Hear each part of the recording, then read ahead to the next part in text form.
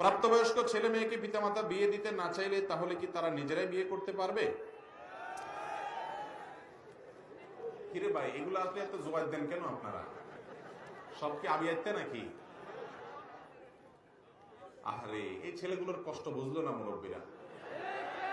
মুরব্বীরা, আপনারা যখন অল্প বয়সে বিয়ে করছেন তখন এত ফেতনা ছিল না বাবারা। এখন অনেক ফেতনা, অনেক ফেতনা। ফেসবুকে, ইউটিউবে, অনলাইনে, অফলাইনে এই ছেলেরা নিজেদের চরিত্র ভালো রাখতে চাইলেও পারে না, গায়ে এসে পড়ে ফিতনা।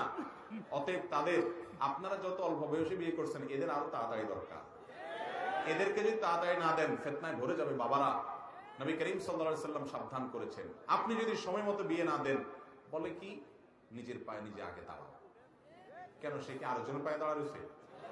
তো নিজের পায়ে দাঁড়ানো মানেটা কি? এটার মানে হলো তুমি এক বস্তা পয়সা কামাই করো, এরপরে তুমি বিয়ে করিও। আপনি নিজে বিয়ে করার সময় কয় টাকার মালিক ছিলেন? বুকে হাত দিয়ে বলেন তো।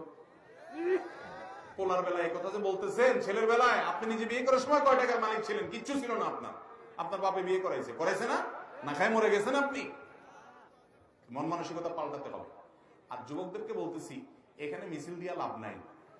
পয়সা করে কামাই করেন কিছু, নিজে বাপের হোটেলে খান, আরেকটা মেয়ে আইনা ওইটারও বসে বসে খাওয়াবেন, বাপের উপরে সব চাপাই দিবেন।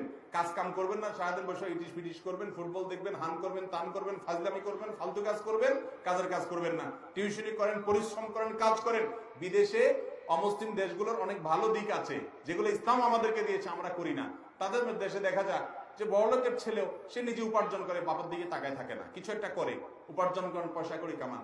আরে ভাই, দুনিয়াটা এরকম, পয়সা করি যখন কামানো ধরবেন আর পয়সা করি যখন হয়ে যাবে, তখন বিয়ে আপনি চাওয়া লাগবে না, মেয়ের বাপরা আপনারা টেনে নিয়ে যাবে।